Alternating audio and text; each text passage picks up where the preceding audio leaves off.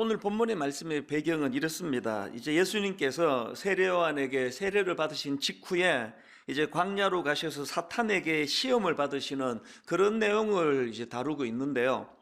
이 마가복음 초반부에 보면은 이 광야라는 단어가 유난히 많이 등장하는 것을 볼 수가 있습니다. 여기 나오는 광야는 이 세례 요한이 경험한 것과 같은 이 일반론적인 의미에서의 광야가 있고요. 그런가 하면 오늘 본문에서 예수 그리스도께서 경험하신 이 기독론적인 의미에서의 광야가 있습니다. 우선 그 세례 요한을 포함한 많은 사람들이 경험하는 이 일반론적인 광야에 대해서 좀 살펴드리자면, 이 성경이 말하는 광야를 한마디로 정의하면 이렇게 정리할 수가 있습니다. 광야는 무엇인가? 시험과 결핍과 고통이 많은 곳, 그러나 동시에 하나님의 말씀과 임재가 있는 곳, 이게 성경이 말하는 광야에 대한 정리라고 그렇게 말씀을 드릴 수가 있습니다. 우선 이 시험과 결핍과 고통이 많은 차원으로서의 이 광야, 우리 다 겪고 있는 광야 아닙니까? 헬라어로 광야는 에레모스라는 단어인데요.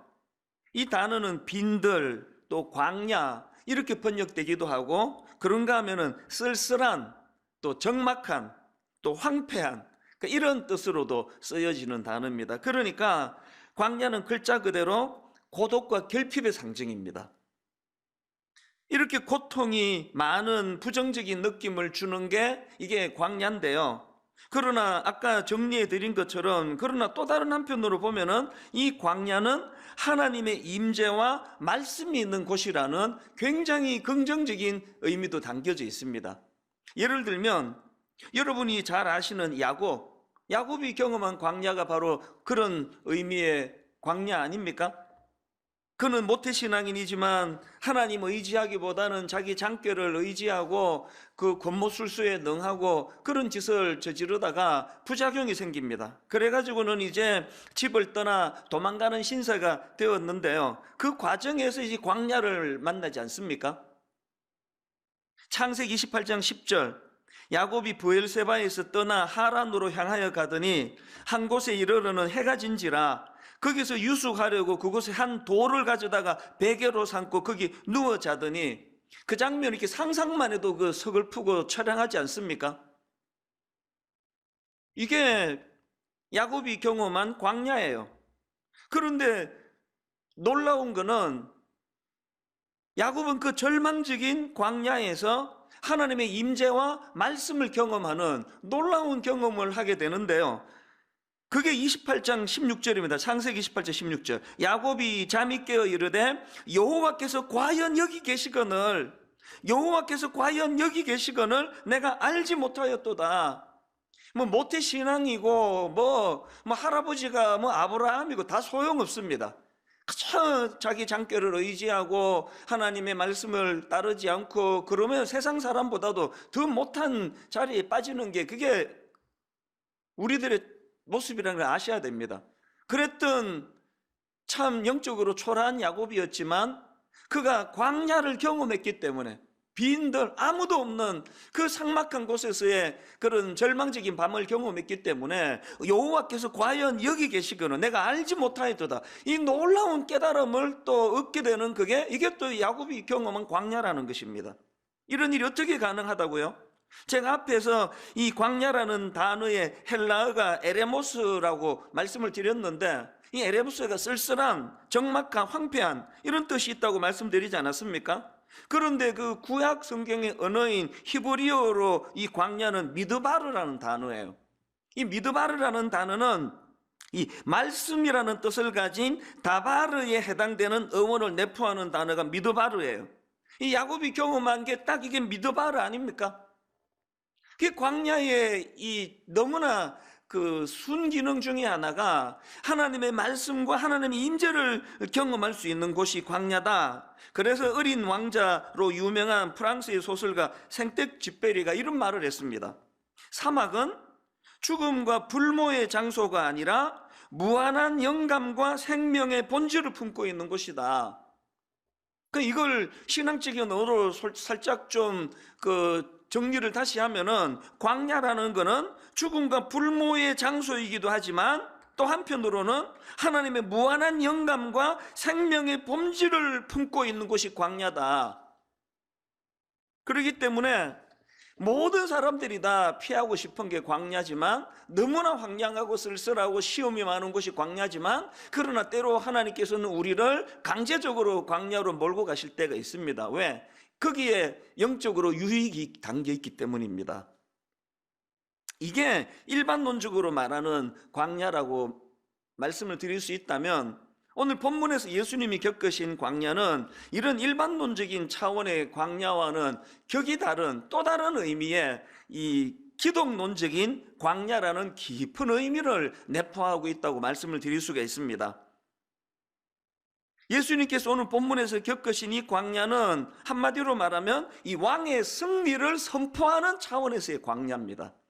이게 무슨 말씀인가 하면은, 이 구약에서의 광야는 실패의 상징 아닙니까? 자, 시편 95편 8절부터 11절을 보십시오. 너희는 머리바에서와 같이 또 광야의 마사에서 지냈던 날과 같이, 여기도 광야가 나오네요. 광야의 마사에서 지냈던 날과 같이 너희 마음을 완악하게 하지 말지어다. 그때에 너희 조상들이 내가 행한 일을 보고서도 나를 시험하고 조사하였도다.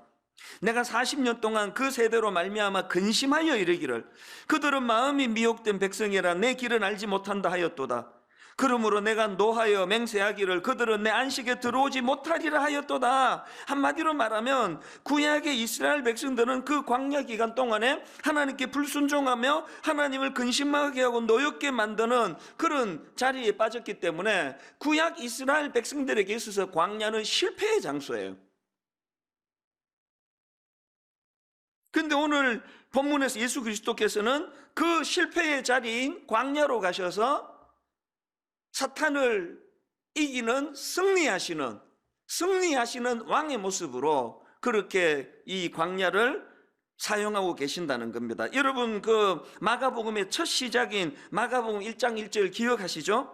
하나님의 아들 예수 그리스도의 복음의 시작이라, 여기 나오는 복음의 시작이라 할 때 이 복음이 유앙겔리온, 이게 굿뉴스라 그랬잖아요. 복된 소식, 기쁜 소식이다. 어떤 의미에서 이게 복된 소식이냐? 예수 그리스도께서 왕으로 세상에 오셨다. 이런 의미에서도 이것이 굿뉴스지만, 더 궁극적으로는 왕으로 오신 예수 그리스도께서 승리자로 오셨다. 예수 그리스도는 승리하신 왕이다. 이것이 굿뉴스라는 겁니다. 왜 이게 의미가 있습니까? 마가복음의 1차 독자라고 할 수 있는 그 당시 로마에 있던 그리스도인들은 절망적인 상황에 빠진 거 아닙니까? 로마 대화재 사건 방화 책임자로 몰려가지고 엄청나게 고문을 당하고 수많은 그리스도인들이 목숨을 잃고 학살당하는 이런 절망적인 상황에 빠져있던 그 로마에 있는 성도들을 향하여 마가가 마가복음을 기록하면서 무슨 말씀을 전하고 싶은 겁니까? 절망하지 말라는 겁니다. 지금 눈으로 보이는 이 현실은 너무나 고통과 절망이지만, 그러나 유앙겔리온, 예수 그리스도가 승리하셨다. 우리를 다스리는 왕은 승리하신 왕이시다. 그래서 전에도 말씀드렸지만 마태복음처럼 낳고 이런 설명 하나도 없습니다. 거두절미하고 바로 유앙겔리온, 승리하신 왕. 똑같은 맥락으로 지금 마가가 강조하고 싶은 게 뭐냐? 그래서 여러분 오늘 이 본문을 보면은요, 막 엄청나게 강한 표현으로 그렇게 묘사하는 것을 느낍니다. 본문 12절을 보십시오. 성령이 곧 예수를 광야로 몰아내신지라. 이 단어가 막 얼마나 강한 단어입니까? 여기 보면은 지금 두 번에 걸친 강조점. 성령이 곧 무슨 뜻입니까? 즉시로. 또 예수를 광야로 막 몰고 가신지라. 이게 성령님이 막 예수님을 강제로 어떻게 했다는 그런 의미가 아니고요. 이거는 사안의 급박성이에요. 이 일이 너무나 중요하기에. 왜 이 일이 너무나 중요합니까? 이제 이 광야에서의 주님의 그 사단에게 시험 받으시는 이 일이 끝나자마자 이제 예수님의 하나님 나라의 선포와 공생애가 이제 본격적으로 시작이 되거든요. 마가는 뭘 알리고 싶은 겁니까? 마가에 있는 절망하는 수많은 독자들에게 이후로 너희들이 예수 그리스도의 행적을 한마디 한마디 살펴나갈 때에 전제가 있다. 그분 우리 왕이시다. 그분 우리 왕이신데 승리하신 왕이시다. 인간들이 실패를 상징하는 그 초라한 광야를 위대한 승리로 바꿔주신 분이 예수 그리스도시다. 이걸 너무너무 강조하고 싶은 겁니다. 그래서 여러분, 우리가 말씀을 결따라 읽어야 된다고 하면은 이제 다음 주일부터 이제 예수님의 공생의 행적을 하나하나 살펴볼 때 이 전제가 필요한 겁니다. 항상 그분의 승리하심, 이 마가복음의 정신을 마음에 잘 새기셔야 됩니다. 이런 의미에서 저는 오늘 이 본문 말씀을 가지고 우리가 꼭 기억해야 될 교훈 몇 가지를 나누고 싶은데요. 자, 첫째로, 여러분, 광야가 우리에게 주는 교훈이 뭡니까? 첫째로, 이 광야의 시험으로부터의 승리를 확신해야 된다는 겁니다. 계속 강조하지만 광야는 결핍의 상징, 고통의 장소입니다. 그리고 광야는 너무나 끔찍한 시험이 있는 곳이에요. 그리고 수많은 이스라엘 백성들이 그 광야에서 비참하게 실패한 그런 절망의 장소입니다. 이 광야 같은 인생길을 걷는 우리이기 때문에 이 끊임없는 사단의 시험 앞에 늘 두려움이 있습니다. 지금 우리가 겪고 있는 이 코로나 바이러스도 마찬가지 아닙니까? 너무나 낙심된 일이 많은, 그래서 두려움이 끊이지 않는 이 땅이기 때문에 이런 광야 같은 인생길을 살기 때문에 꼭 기억해야 될 말씀이 하나 있습니다. 베드로전서 5장 8절 9절을 잘 보십시오. 근신하라, 깨어라, 너희 대적 마귀가 우는 사자같이 두루다니며 삼킬 자를 찾나니 너희는 믿음을 굳건하게 하여 그를 대적하라. 여러분, 마귀가 우는 사자와 같이 삼킬 자를 찾을 때는 믿음을 굳건하게 하라는 겁니다. 그런데 여기서 중요한 게 뭐냐? 여기서 강조되는 믿음은 어떤 믿음입니까? 어떤 믿음입니까? 예수 그리스도께서 승리하셨다는 것을 믿는 믿음이에요. 꼭 기억하셔야 합니다. 우는 사자와 같이 우리를 삼키려고 달려드는 것들이 많은 광야길을 살아가는 우리가 어떤 믿음을 가져야 되느냐고요? 내가 지금 초라한 형편에 빠졌지만, 나는 자빠지고 넘어질 수밖에 없는 인생이지만, 왕 대신 그분은 승리하신 왕이다. 승리하신 그분께서 나를 승리의 자리로 인도해 주실 것이다. 이거를 믿는 믿음이 필요하다는 거예요. 저는 이 설교를 준비하는 동안에 우리 어릴 때 찬송가 불렀던 그 한 대목이 계속 고장날 레코드처럼 딱 한 대목이, 예수가 함께 계시니 시험이 오나 겁없네. 그 다음 가사가 떠오르지를 않아요. 예수가 함께 계시니 시험이 오나 겁없네. 이 찬양 한마디와 똑같이 의미를 나누는 성경 구절이 로마서 8장 37절 아닙니까? 그러나 이 모든 일에 우리를 사랑하시는 이로 말미암아 우리가 넉넉히 이기느니라. 사실 제가 이 설교 준비를 다 끝내고 우리 방송팀에게 그 자막 원고를 보내줄 때 저는 사실 그 우리가 넉넉히 이기느니라 저기에다가 굵은 표시라고 보냈습니다. 그리고 바로 내가 수정했습니다. 우리가 넉넉히 이긴다는 이거는 결과에 불과하고 어떻게 이겼냐가 중요한데, 어떻게 이겼냐고요? 우리를 사랑하시는 이로 말미암아 이겨서 의미가 있는 거예요.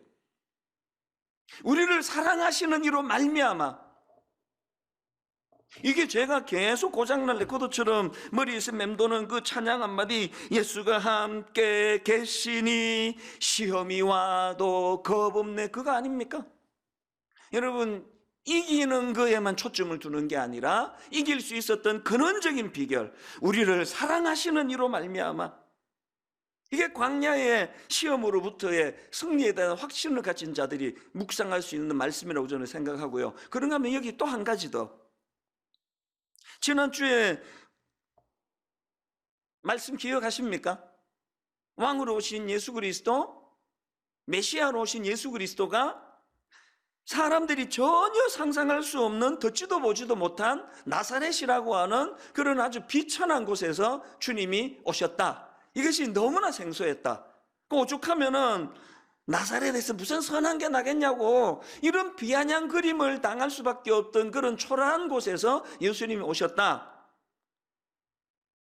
이걸 가지고 제가 한 주 묵상을 하는데요, 고린도전서 1장 27절 말씀이 떠오르는 거 아닙니까?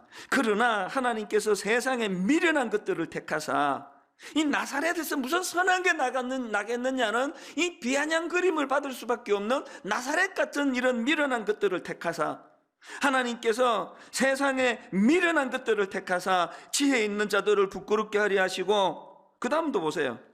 세상에 약한 것들을 택하사 강한 것들을 부끄럽게 하려 하시며, 하나님께서 세상에 천한 것들과 멸시받는 것들과 없는 것들을 택하사 있는 것들을 폐하려 하시나니, 이는 아무 육체도 하나님 앞에서 자랑하지 못하게 하려 하심이라. 그래서 제가 이 말씀을 정리하니까, 여러분, 나사렛은 이렇게 정리할 수 있습니다. 약함이 강함되는 장소예요. 그리고 자기를 절대로 자랑할 수 없는 장소. 여전히 나사렛이라는 그 지명 자체가, 에이, 그 나사렛 같은 데서 무슨 선한 게 나, 이런 비아냥거림을 받을 수밖에 없는 존재지만, 거기에 승리하신 예수 그리스도가 그를 택하여 사용하신다면 약함이 강함되는 장소, 이게 나사렛이라는 거예요. 그러고 보니까 오늘 수많은 우리 교역자들, 우리 부교역자들, 또 저 자신은 말할 것도 없고요. 제가 예루살렘입니까? 저는 나사렛이에요. 얼마나 여리고 얼마나 마음이 자주 무너지고 얼마나 두려움이 자주 찾아오는지 알 수가 없습니다. 그럼에도 불구하고 하나님 앞에 왕 되신 그분, 승리하신 그분을 내가 믿고 나아간다 할 때는 마음에 담대함이 생기는 거거든요. 교회 조금 커지면, 난 나사렛인 줄 알았더니 이게 내가 예루살렘이었네, 이런 착각에서부터 타락이 시작되는 거 아닙니까?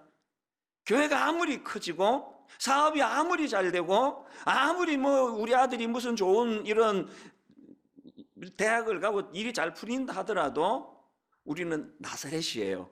나사렛의 의미가 뭐라 그랬습니까? 나사렛은 약함이 강함되는 장소입니다.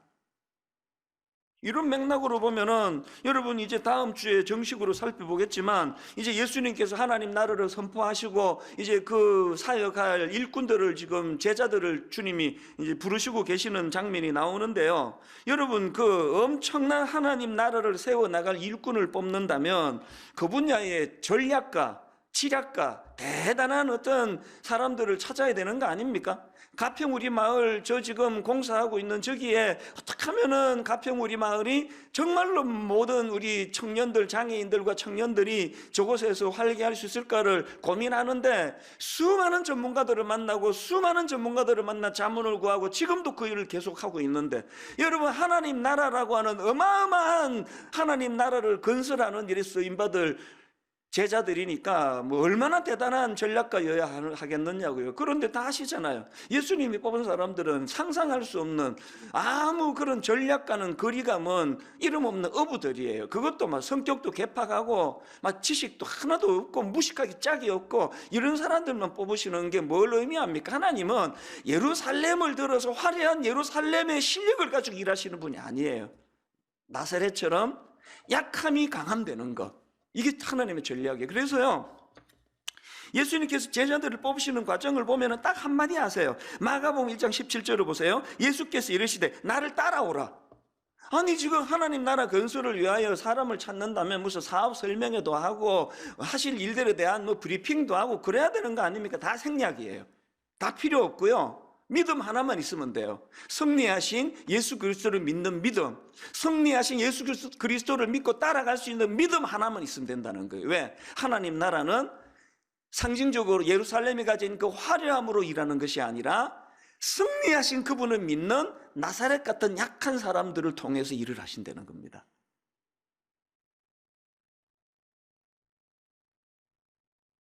오늘 이 확신을 가지고 있다면 내가 가진 실력과 그 무엇으로 광야의 시험을 이겨내는 존재가 아니라, 나는 절대로 이길 수 없는 나약한 존재지만 이미 승리하신 예수 그리스도, 그분이 내 삶을 통치하시는 왕이시라는 그 믿음으로 광야에서의 여러 시험들을 승리할 것이라는 확신을 가지고 나아가는 믿음의 형제 자매님들 되시기를 바랍니다.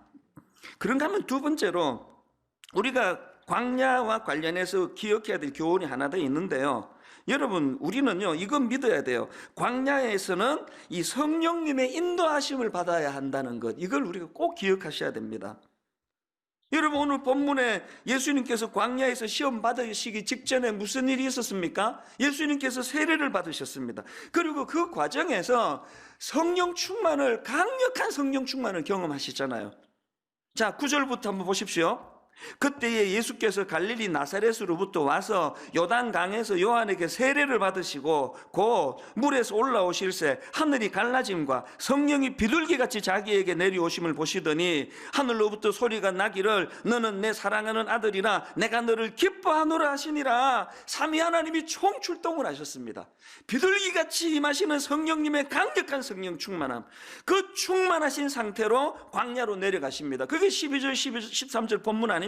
성령이 곧 예수를 광야로 몰아내신지라 광야에서 40일을 계시면서 사탄에게 시험을 받으시며 덜 짐승 관계 계시니 천사들이 수종을 들더라. 여러분, 여기 나오는 몰아내신지라 하는 이 말씀은 사안의 급박성을 강조하는 표현이기도 하지만 성령님의 강한 인도하심을 강조하는 표현 아닙니까? 성령의 강력한 역사하심이 있었기 때문에 그 광야에서 우리가 이 본문을 가지고 기억해야 되는 게 뭐냐? 성령님은요, 우리를 광야로 내몰기만 하시고 그대로 방치해 두시는 분이 아닙니다.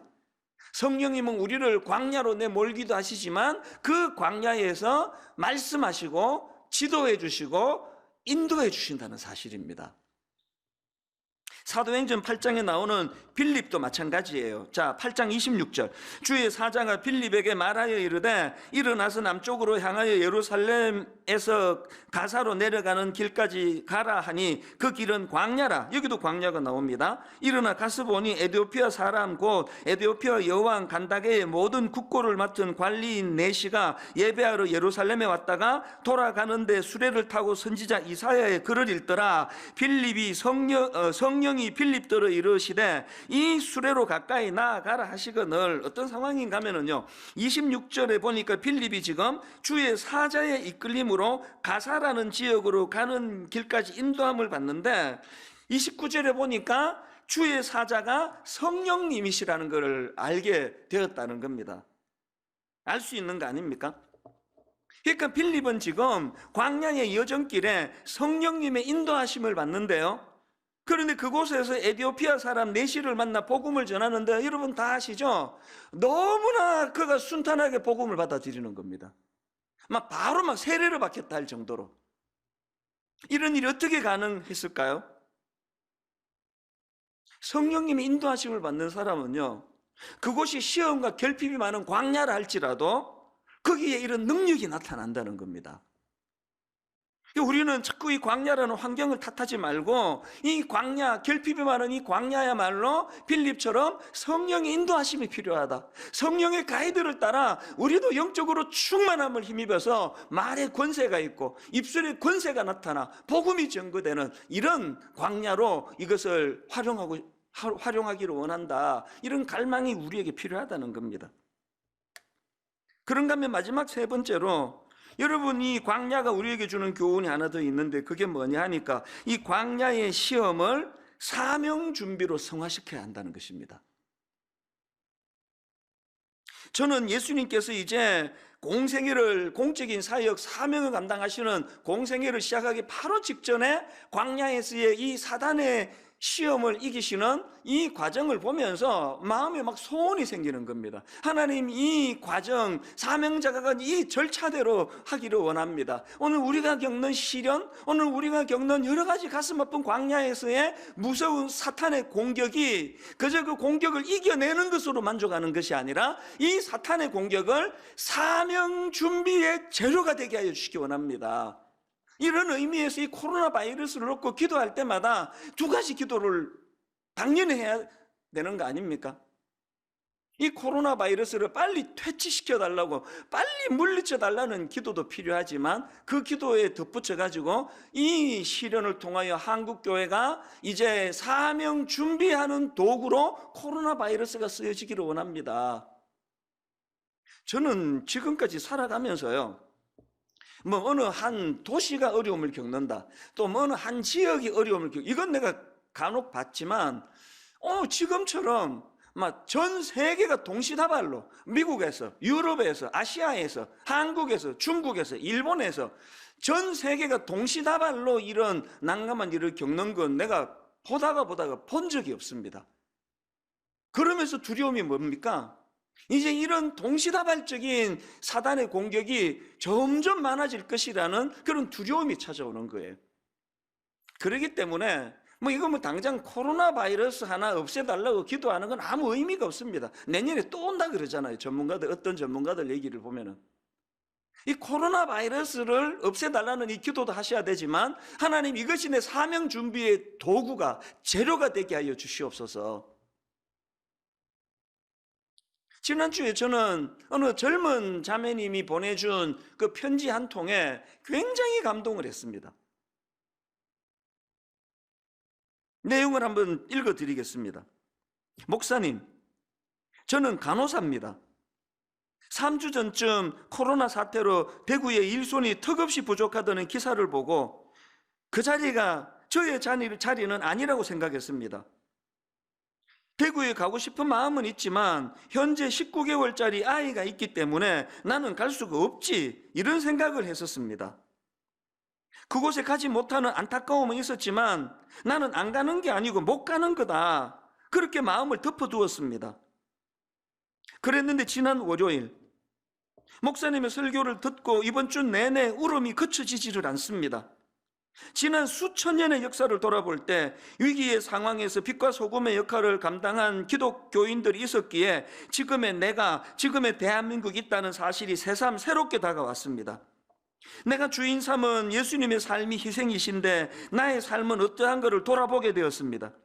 우리가 정말 죽기를 각오하고 시대를 섬기고 민족을 섬길 때 거기에 하나님의 역사가 일어난다고 하신 목사님 말씀에 가슴이 두근거리고 눈물이 납니다.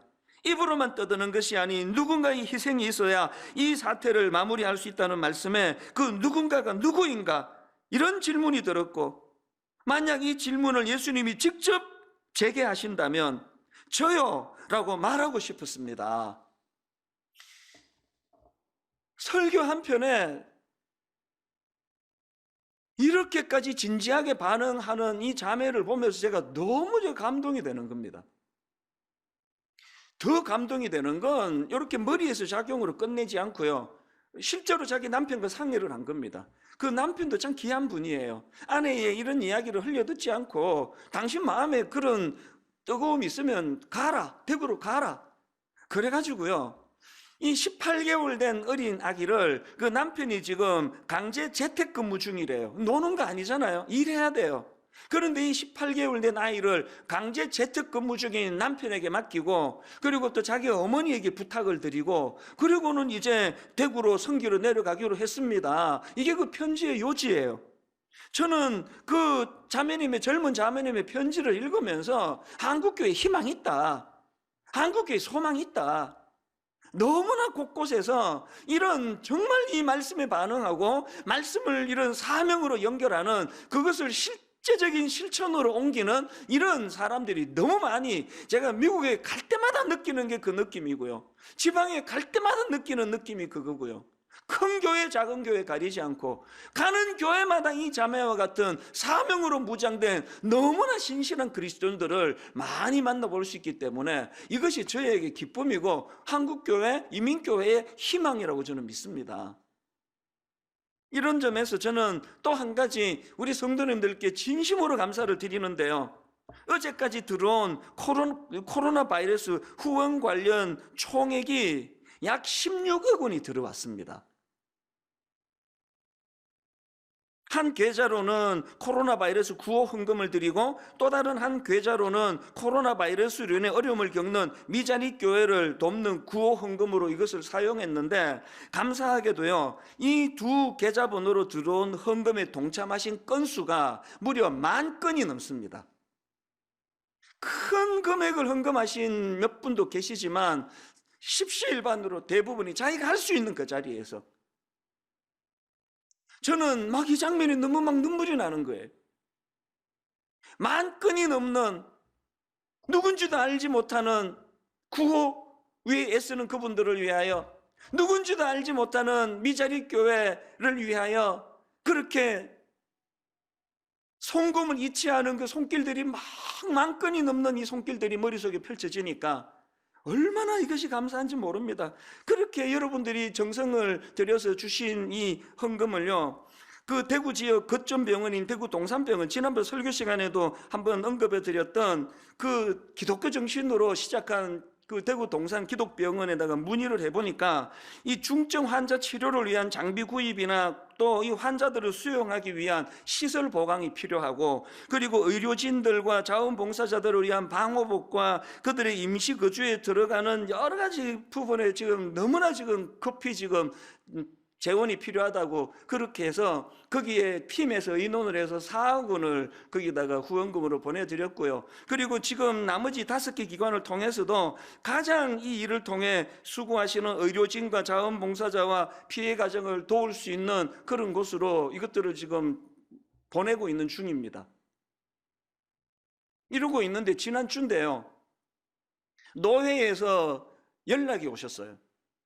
지금 이 코로나 바이러스 때문에 임대료를 내지 못하는 교회들이 많다는 거예요. 그러면서 분당 우리 교회가, 우리 노회에 지금 그런 교회가 꽤 많은데 분당 우리 교회가 좀 도와줄 수 있겠냐고 문의가 왔습니다. 왜 그거를 거절하겠냐고요. 당연히 돕겠다고 말씀을 드리고 송금을 해드리고, 마음에 하나님이 이거 번쩍 하는 생각을 주시는 거예요. 이 하나님이 이거 저에게 명령하시는 거다. 그게 뭐냐? 이렇게 지금 코로나 바이러스 때문에 월세 납부를 못하는 교회들이 많다면은, 그래서 오늘부터 저는 여기서 힌트를 얻어가지고요, 미자립 교회 월세 대납 운동을 벌이기를 원합니다.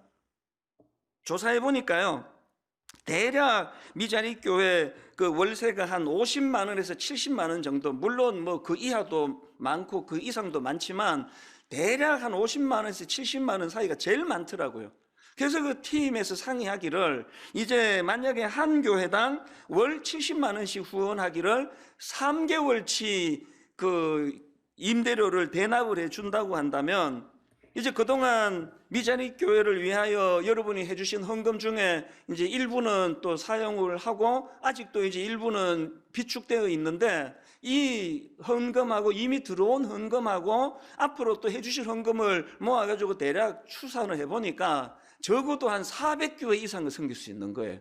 조금만 힘을 쓰면 500개 이상을 섬길 수 있는 겁니다. 이 너무 가슴 벅찬 일 아닙니까? 여러분, 지금까지도 너무나 힘에 겹게 수고해 주신 거 아는데요, 우리 이 꿈을 가지고 우리가 한 번 더 십시일반에서 힘을 모으신다면, 그래서 이제 그 두 계좌번호를 가지고 하나는 이쪽 하나는 저쪽 한 걸 오늘부터는 어느 계좌에다가 송금하시든지 이거는 이제 미자립 교회 월세 대납 운동으로 쓰기를 원합니다. 뭐 몇 교회까지 도울 수 있는지는 하나님만 아시겠지만 그 숫자에 하나님은 무게를 두지 않으세요. 아까 인용해 드렸던 그 젊은 간호사님의 그 선한 마음, 오늘도 십시일반에서 월세를 내지 못하는 미자립 교회, 사실은요 경제적으로 어렵다고 교회가 초라한 거 아닙니다. 지역마다 너무나 아름다운 그런 선한 작은 교회들이 너무 많거든요. 그들을 우리가 힘을 보태드리고 하나님 나라를 세워나가는 일에 용기를 주는 일을 할 뿐만 아니라, 오늘부터 여러분 계속 기도할 때 그런 교회들을 축복하며 기도해 주시기를 바랍니다. 여러분이 주신 그 후원금을 가지고 이제 지금 가장 힘든 대구 경북 지역을 위시해 가지고 여러 교회로 이것을 지금 보내고 있는데요, 그랬더니 지난주에 많은 연락들을 우리 담당자에게 보내주셨다고 합니다. 그걸 제게 전해주는데 눈길을 끄는 두 표현이 있었습니다. 하나는 이 표현이에요. 개척교회는 아무도 기억해 주지 않는데 이렇게 기억해 주셔서 정말 감사합니다. 이 돈의 문제가 아니라는 거 아닙니까? 관심의 문제라는 거 아닙니까? 개척교회는 아무도 기억해 주지 않는데 이렇게 기억해 주셔서 정말 감사합니다. 이 한 문장이 참 제 마음에 와닿았고요. 그리고 또 눈길을 끄는 문장이 하나 더 있었습니다. 교단이 다르다고 지원을 안 해줄 줄 알았는데 이렇게 교단에 상관없이 지원해 주셔서 감사합니다. 하나님 나라는 매이지 않습니다. 건강한 교회라고 한다면 교단을 불문하고 우리가 섬기고 우리가 도울 때 거기에 성령의 역사가 나타날 줄로 믿습니다. 이제 결론을 맺으면서요, 한마디만 더 언급을 하겠습니다. 어제 오전에 우리 교회의 그 젊은 교역자가 저에게 그 영상을 하나 보내왔습니다. 자기가 너무 감동을 받았다 그러면서 영상을 하나 보내왔는데요. 그 영상을 보니까 그 유재석 씨가 진행하는 프로그램이에요. 이제 그가 이제 지금 코로나 바이러스 봉사로 대구에 내려가 있는 어떤 그 자원봉사 간호사님하고 이제 그 인터뷰를 하는데요. 어느 대목에서 이 유재석 씨가 이제 눈물을 흘리는 거예요. 근데 그 어느 대목 자체가 너무 감동적이에요. 계속 이제 좀 감동스러운 이야기를 뭐 유도하는 게 사회자 아닙니까? 그러는데 그 인터뷰하는 그 봉사자 간호사님이 너무 무덤덤한 거예요. 계속 뭐 고충이 뭐냐, 에이 그래도 힘든 게 있을 거 아니냐 계속 유도해 내는데, 그 봉사자가 한결같이 무덤덤하게 하는 이야기가, 우리는 힘들지 않아요, 어렵지 않다니까요. 군데군데 사진으로 막 그 얼굴이 그 다 보셨잖아요. 봉사자들이 그 방독 면을 너무 많이 써가지고 막 여기 진물이 나고 막 그냥 반창고를 바르고 이런 사진은 나가는데, 그 봉사자가 계속 뭐 너무나 대수롭지 않게 안 힘들다니까요. 그냥 하는 거죠 뭐. 유재석 씨가 그 대목에서 눈물을 흘리기 시작하는 거예요. 너무 무덤덤하다고, 너무 담담하다고, 너무 당연히 해야 되는 걸 하는 것처럼 그것이 너무 감동이 된다고. 저도 어제 눈물이 나더라고요. 그 영상을 보면서 계속 마음으로 소원했습니다. 저분은 크리스찬이어야 돼. 저분이 크리스찬이기를 바래. 막 사용하는 언어를 보면서, 맞아, 저건 교회가 쓰는 용어인데 막 마음에 그런 소원이 들더라고요. 왜 그런 마음의 소원이 들었을까요? 이 코로나 바이러스라고 하는 끔찍한 광야의 시련이 믿는 우리들에게 사명 준비를 위한 도구가 되기를 바라기 때문이거든요. 오늘 우리 삶의 영역에서 그런 막 다 그냥 18개월 애기 내려다 놓고 막 대구 내려가는 이 일만이 큰 일이 아닙니다. 그저 내 삶 속에서 하나님 믿는 자로서 내가 드러내야 될 빛과 소금의 역할은 무엇인지요? 하나님 이 시련을 통해서 이것이 믿는 저희들에게 사명 준비의 도구가 되게 하여 주시옵소서.